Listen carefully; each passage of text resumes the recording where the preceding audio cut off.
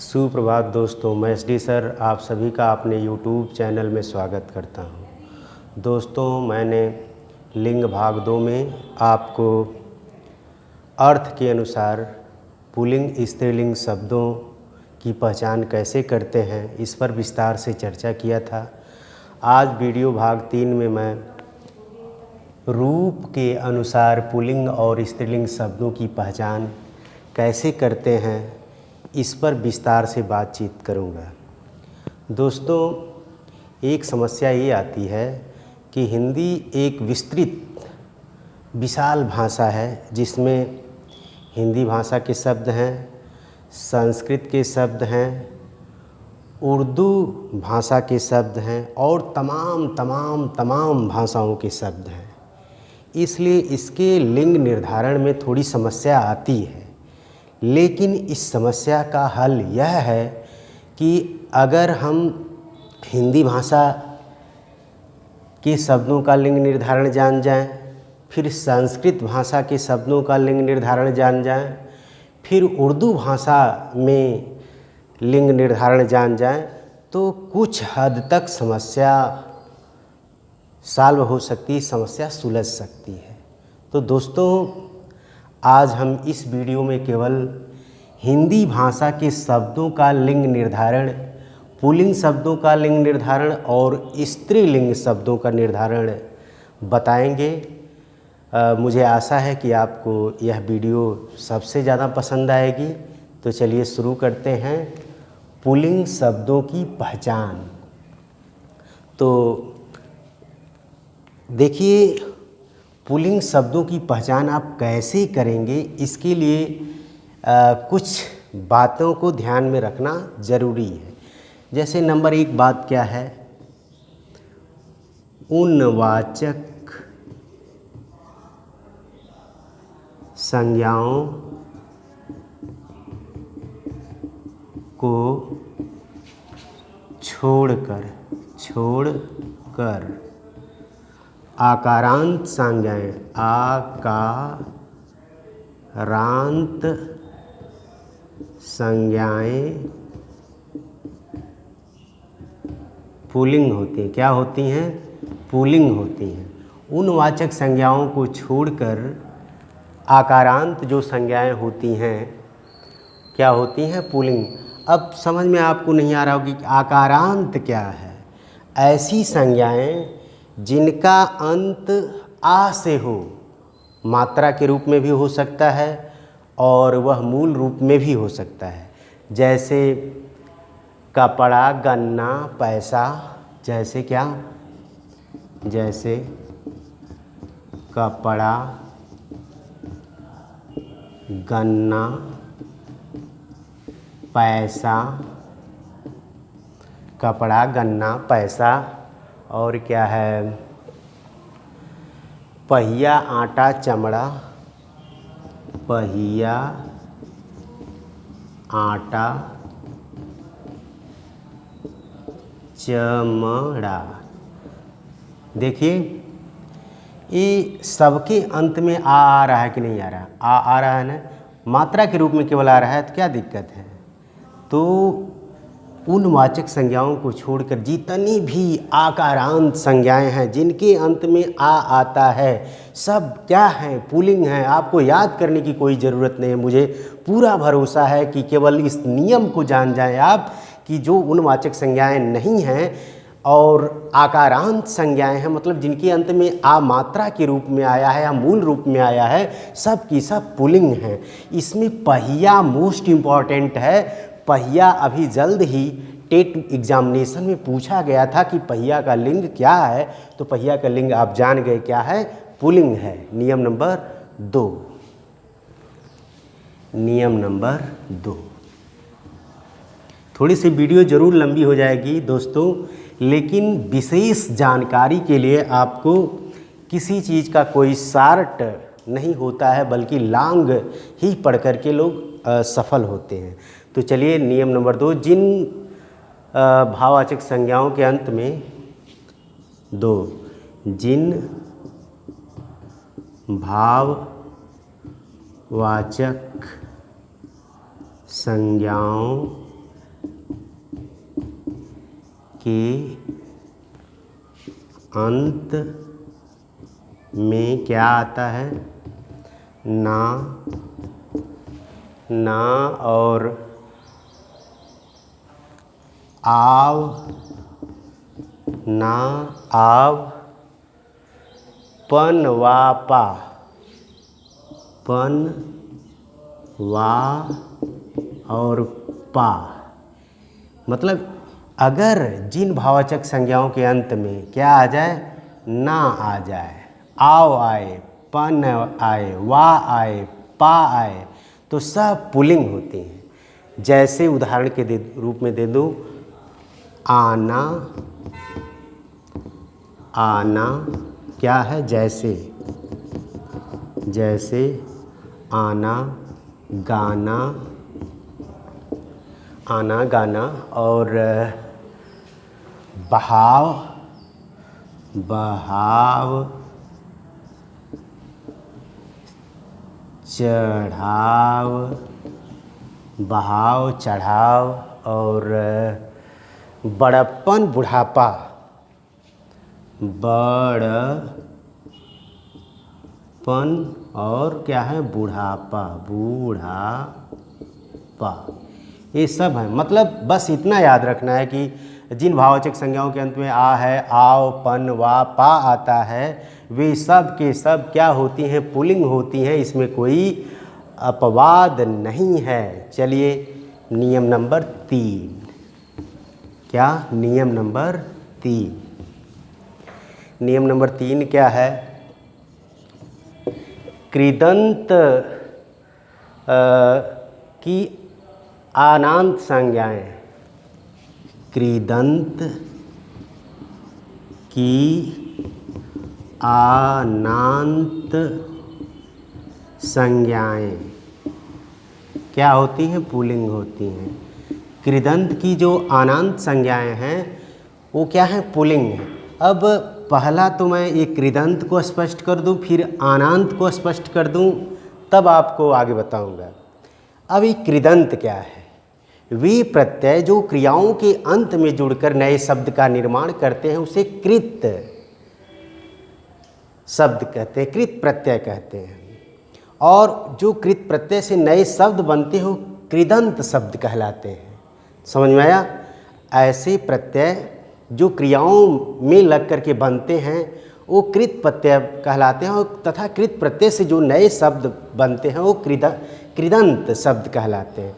अब आनांत, जिनके वे संज्ञाएं जिनके अंत में आन आए, आन आए, क्या आए? आनांत संज्ञाएं का मतलब आन आए। जैसे आपको बता दूं, लगान, लगान, मिलान, पान, लगान, मिलान, पान। अगर मैं कह दूं नहान, नहान, और उठान, उठान आदि, है ना? ये सब पुल्लिंग है। देख रहे हैं ना? आन आ रहा है कि नहीं? आनांत संज्ञाएं, जिन संज्ञाओं के अंत में आन हो सब की सब पुल्लिंग है। बात समझ में आ रही है? जैसे लगान, मिलान, पान, नहान, आन आ रहा है कि नहीं आ रहा? उठान आदि सब की सब पुल्लिंग है। तो अब चलिए थोड़ा सा, ये तो रही पुल्लिंग शब्दों की पहचान। आइए अब नंबर 2 देखते हैं, स्त्रीलिंग शब्दों की पहचान कैसे करते हैं। हिंदी भाषा में स्त्रीलिंग शब्दों की पहचान। स्त्रीलिंग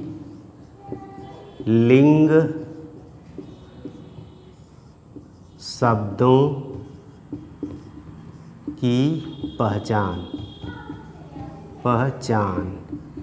स्त्रीलिंग शब्दों की क्या पहचान है? कैसे पहचाने कि हिंदी का शब्द है और वह स्त्रीलिंग है? इसके लिए भी कुछ नियम है, थोड़े से पुल्लिंग से ज़्यादा है, इसलिए थोड़ा सा वीडियो ज़रूर लंबी होगी। लेकिन मुझे पूरा आशा है कि केवल आप एक बार वीडियो को देख लीजिएगा।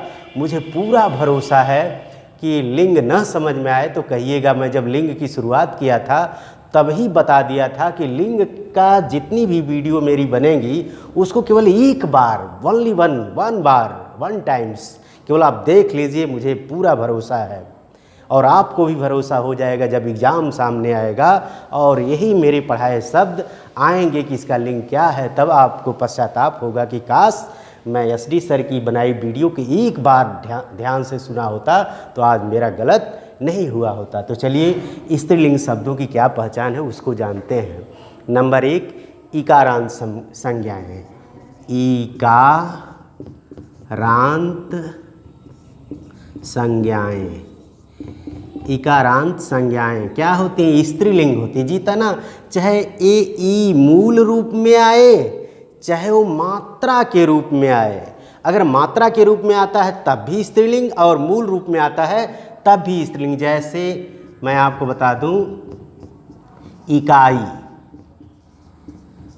दहाई, इकाई, दहाई, देखिए ई आ रहा है कि नहीं आ रहा है? मूल रूप में आ रहा है तभी क्या है? स्त्रीलिंग है। इकाई दहाई स्त्रीलिंग है। और यदि ये मात्रा के रूप में आ जाता, जैसे दिया है नदी, चिट्ठी, रोटी, टोपी। नदी, चिट्ठी, चिट्ठी, टोपी, रोटी, है ना? नदी, चिट्ठी, रोटी, टोपी। और क्या दिया गया है? उदासी, उदासी, सब आदि, सब के सब ये क्या हैं भाई? स्त्रीलिंग हैं। क्यों भूल रहे हैं? देखिए मात्रा के रूप में आया ये सब मूल रूप में आए हैं, मात्रा के रूप में आए हैं। चिट्ठी, नदी, चिट्ठी, टोपी, रोटी, उदासी आदि। इसमें स्टूडेंट्स, मेरे प्यारे बच्चों, मेरे प्यारे दोस्तों, इसमें कुछ अपवाद भी है। अपवाद में जैसे पानी, घी, जी, मोती, दही, मही। अपवाद में क्या है? लिख दूं, नहीं तो आप कहेंगे कि लिखते नहीं हैं आप। अपवाद लिख दूं। इसमें इकारांत है लेकिन कुछ अपवाद हैं जो पुल्लिंग है। अपवाद, अपवाद में क्या है? पानी, घी, दही, मही, ये आदि जो हैं क्या हैं कि अपवाद में पुल्लिंग हैं।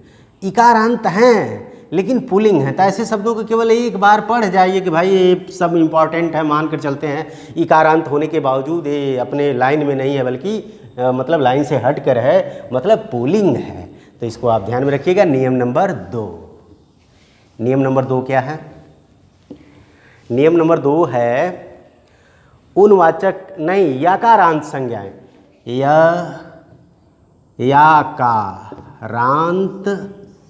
संज्ञाएं स्त्रीलिंग होते हैं। याकारांत मतलब अंत में क्या आ जाए? या आ जाए, या, है ना? तो जैसे खटिया, डिबिया, ठिलिया। खटिया, डिबिया, ठिलिया, ठिलिया, ये सब देख रहे हैं ना? या आ रहा है कि नहीं? तो इसमें रटना क्या है? थोड़ा सा मैं केवल एक उदाहरण दे दिया कि भाई देखो, याकारांत संज्ञाएं जो हैं, हमने नियम नंबर 2 बताया था। याकारांत संज्ञाएं जो हैं वो सब की सब क्या होती हैं? स्त्रीलिंग होती हैं। जैसे खटिया, डिबिया, ठिलिया। और या जितने में भी आए सब के सब स्त्रीलिंग हैं, उसमें कोई अपवाद नहीं है। चलिए आगे देखते हैं। नियम नंबर 3। नियम नंबर 3 कौन सा? नियम नंबर 3 में है तकारांत संज्ञाएं। तकारांत संज्ञाएं, संज्ञाएं जो तकारांत संज्ञाएं हैं, जिनका अंत त से होता है। भाई तकारांत का मतलब जिनका अंत त से हो, वो सब की सब क्या हैं? सब के सब स्त्रीलिंग हैं। जैसे रात, बात, लात। जैसे रात, बात, लात, रात, बात, लात। और क्या भाई? रात, बात, लात, छत, भीत। छत और भीत। भीत वही दीवार को। तो ये सब स्त्रीलिंग है, लेकिन इसमें कुछ दोस्तों अपवाद है। अपवाद क्या है भाई? इसमें त आएगा लेकिन स्त्रीलिंग नहीं रहेगा। इन अपवादों को भी ध्यान में रखना चाहिए आदमी को। जैसे दिया है भात खेत सूत गात। भात खेत सूत सूत गात आदि, ये अपवाद हैं, इनको याद रखना पड़ेगा। भात खेत सूत गात ये सब अपवाद हैं, ये पुल्लिंग हैं। त है लेकिन ये पुल्लिंग है, इनको ध्यान में रखिएगा। खासकर भात को याद रखिए यार, भात को।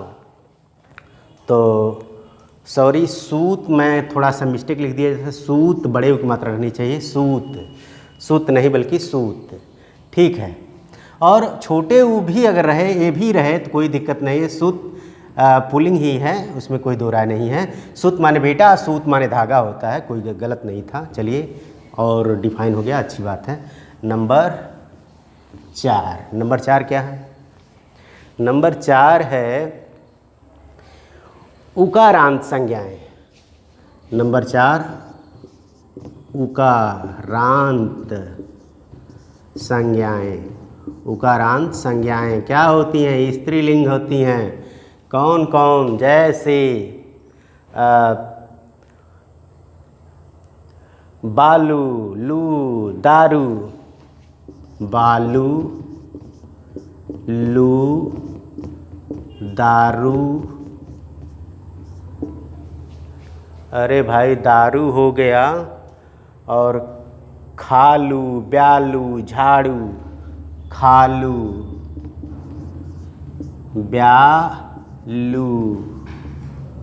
ब्यालू झाड़ू। सब की सब स्त्रीलिंग है। उकारांत में कुछ अपवाद भी है, थोड़ा सा अपवाद को भी देख लिया जाए। आंसू आलू रतालू टेसू। अपवाद में क्या है? अपवाद में आंसू रतालू टेसू। टेसू एक और है, देख लिख कर बताता हूँ आपको। टेसू, उसके बाद आता है आलू। ये 4 जो है ध्यान में रखिएगा। आलू को खासकर ध्यान में रखिएगा। ये क्या है? उकारांत है, लेकिन ये स्त्रीलिंग नहीं है, बल्कि ये सब पुल्लिंग है। आंसू रतालू टेसू आलू पुल्लिंग है। केवल अपवाद को ध्यान में रखिएगा। और इस बात को ध्यान में रखिए कि उकारांत संज्ञाएं हैं तो सब की सब स्त्रीलिंग है, लेकिन 3-4 अपवाद हैं। आंसू रतालू टेसू आलू, ये सब। नियम नंबर 5 चलते हैं 5 पर। नियम नंबर 5 क्या है भाई? 5 में है अनुस्वार अनुनासिक। अनुस्वार और अनुनासिक से अंत होने वाली संज्ञाएं क्या होती हैं? स्त्रीलिंग होती हैं। अनुस्वार से अंत हो और अनुनासिक। अनुस्वार आप समझ रहे हैं, अनुनासिक समझ जाइए। ये चंद्र बिंदु, तो ये वाला बिंदु केवल ये चंद्र बिंदु। तो अनुस्वार और अनुनासिक से अगर कोई संज्ञा समाप्त हो रही है तो क्या है? स्त्रीलिंग है। नियम नंबर 5 हमारा बता रहा है कि वो सब क्या है? स्त्रीलिंग है। जैसे आपको बता दूं, सरसों। जैसे क्या है? सरसों। जैसे सरसों। और सरसों के अलावा जोखों। सरसों जोखों। और खड़ाऊँ।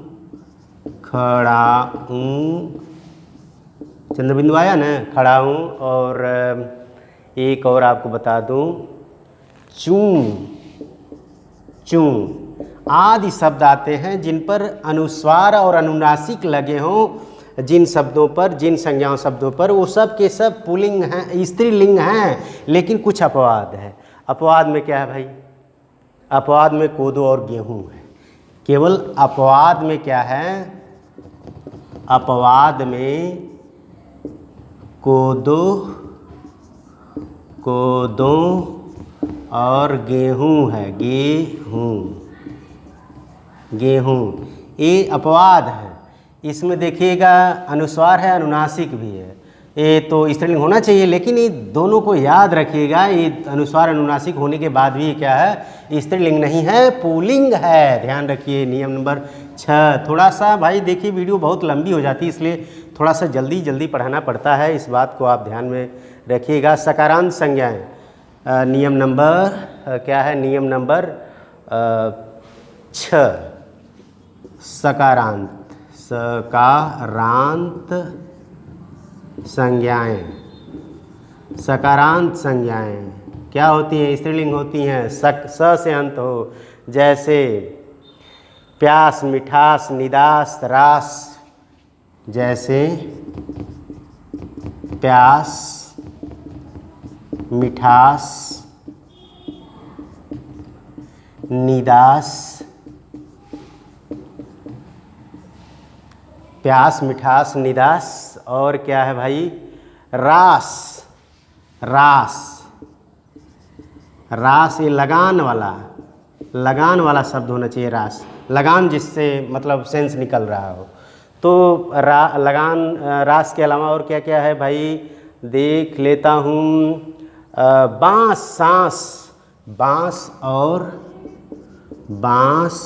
और ये अंत में नहीं, देखिए बांस चंद्रबिंदु है लेकिन बीच में बांस और सांस। ये स से अंत हो रहे हैं कि नहीं हो रहे हैं? सब के सब स्त्रीलिंग हैं। देखिए प्यास, मिठास, निदास, रास, बांस, सांस, सब के सब स्त्रीलिंग हैं। तो इसमें कुछ अपवाद भी है। अपवाद में क्या है? निकास, कास, रास। अपवाद में क्या है? मिटा दूं ऊपर वाला थोड़ा सा। अपवाद में है निकास और क्या दिया भाई? निकास, कास, रास। निकास, कास और रास। ये रास नृत्य के लिए, नृत्य के संदर्भ में है, ठीक है। तो इसमें भी स है, ये भी स है, लेकिन ये अपवाद में होने के कारण ये स्त्रीलिंग नहीं है, बल्कि ये पुल्लिंग है। निकास, कास और रास। रास कौन सा रास? नृत्य वाला रास। और एक रास हमने और बताया था, लगान वाला रास, जिसका मतलब लगान होता है, वो तो स्त्रीलिंग है। तो अपवाद को आप ध्यान में रखिएगा। और यह थोड़ा सा बहुत ही मतलब महत्वपूर्ण शब्द है। रास किस सेंस में रास को पूछा जा रहा है? अगर वो नृत्य का सेंस निकल रहा है तो क्या है? पुल्लिंग है। लेकिन अगर लगान का अर्थ निकल रहा है तो वो रास क्या है? स्त्रीलिंग है। इस बात को ध्यान में रखिए। तो नियम नंबर 7,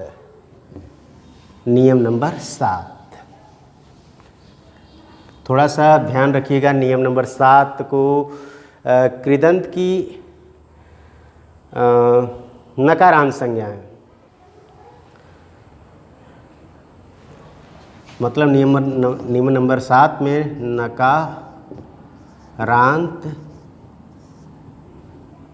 नकारांत की कृदंत संज्ञाएं, नहीं, कृदंत की नकारांत संज्ञाएं। कृदंत की नकारांत संज्ञाएं। कृदंत की जो नकारांत संज्ञाएं होती हैं दोस्तों, सब की सब क्या होती हैं? स्त्रीलिंग होती हैं। कृदंत तो आपको हमने समझाया है। चलिए, कृदंत की नकारांत मतलब कृदंत शब्द हो लेकिन उसके अंत में क्या है? ना हो। अगर ना है तो क्या है? स्त्रीलिंग है। जैसे रहन, सूजन, जलन। जैसे रहन, सूजन, जलन, है ना? रहन, सूजन, जलन, और दिया है जलन, तो रहन, सूजन, जलन, उलझन, पहचान। उलझन पहचान। सब रहन सूजन जलन उलझन पहचान सब की सब जो अंत में न आ रहे हैं सब के सब स्त्रीलिंग हैं। इसमें अपवाद दिया है चलन और चाल चलन। चलन और चाल चलन, चलन और चाल चलन, ये दो शब्द अपवाद में दिए जा रहे हैं जो क्या हैं, उभयलिंग हैं।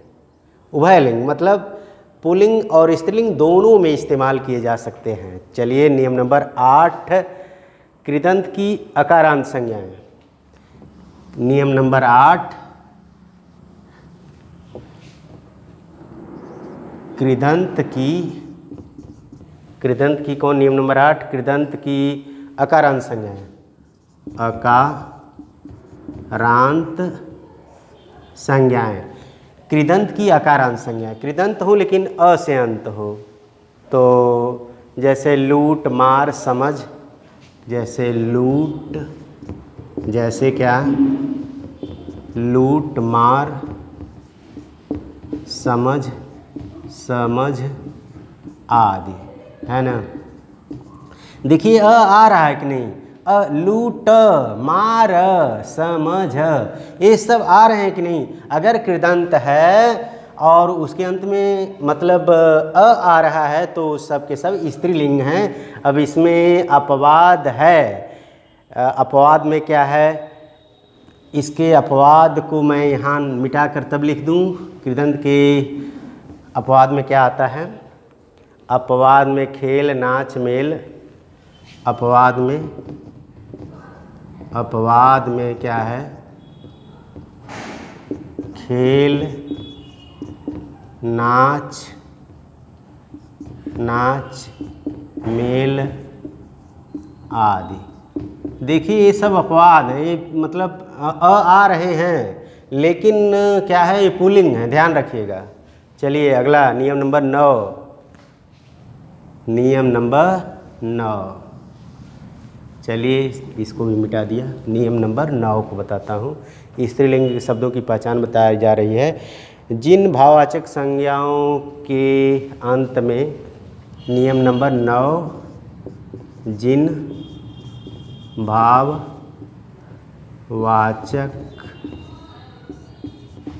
संज्ञाओं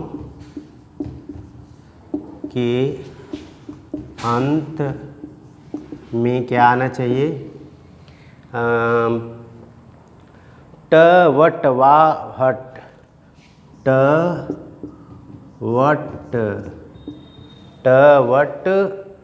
वा हट, वा और हट, ये आ जाए जिन भाववाचक संज्ञाओं के अंत में। ट आ जाए, वट आ जाए, वा आ जाए, हट आ जाए तो सब स्त्रीलिंग होती हैं। जैसे सजावट बनावट, जैसे सजावट बनावट, सजावट बनावट, लिखावट, है ना। और क्या, झंझट आहट, झंझट आहट, भाई आदि कर दिया जो बहुत लंबा हो जाएगा, आदि, है ना। तो मतलब जिन भाववाचक संज्ञाओं के अंदर में ट है, वट है, वा है, हट है, सब की सब स्त्रीलिंग हैं, कोई अपवाद नहीं है। नियम नंबर 10, जिन संज्ञाओं के अंत में, नियम नंबर 10 ही होगा अंतिम नंबर। नियम नंबर 10, थोड़ी सी भाई देखिए वीडियो लंबी तो हो जा रही लेकिन समझने के लिए तो लंबा करना पड़ेगा ना। जिन संज्ञाओं के अंत में ख होता है, जिन संज्ञाओं के अंत में ख हो, क्या हो, ख हो, और क्या हो, ख हो, वो सब स्त्रीलिंग है। जैसे देख लीजिए, ईख भूख राख, ईख भूख, थोड़ा भूख सही से लिख दूँ, भूख राख, और क्या है, चोख कांख कोख, चोख कांख कोख, और बता दूं ख से अंत होने वाले, देख रेख लाख, देख रेख लाख आदि। सब लाख में थोड़ा सा लाक्षां से है, लाक्षां से, लाक्षा, लाख का सेंस यहाँ लाक्षां से निकाला जा रहा है, लाक्षां से, सॉरी लाक्षां से, इस लाख का लाक्षां से सेंस है। तो देखिए ख अंत में आ रहा है, ईख भूख राख चोख काख कोख, ये सब मतलब ख अंत में आ जाए तो आप समझ लेना चाहिए कि सब की सब स्त्रीलिंग है, लेकिन अपवाद, दो शब्द केवल अपवाद हैं, पाख और रूख, अपवाद, अपवाद ये स्त्रीलिंग नहीं है, पाख और रूख, रूख ध्यान दीजिएगा, रूख बड़े की मात्रा लगाकर, ये ख अंत में है, थोड़ा सा ख जल्दीबाजी में थोड़ा सा गड़बड़ लिखा जा रहा है, आप ध्यान दीजिएगा। तो पाख रूख ये क्या है, ख होने के बावजूद भी स्त्रीलिंग नहीं है बल्कि पुल्लिंग है, इन दोनों शब्दों को याद रखिएगा। इसी के साथ आज की वीडियो समाप्त करने की इजाज़त दीजिए दोस्तों। वीडियो आपको कैसी लगी आप कमेंट के माध्यम से ज़रूर बताइएगा। तो आज के लिए बस इतना ही, धन्यवाद।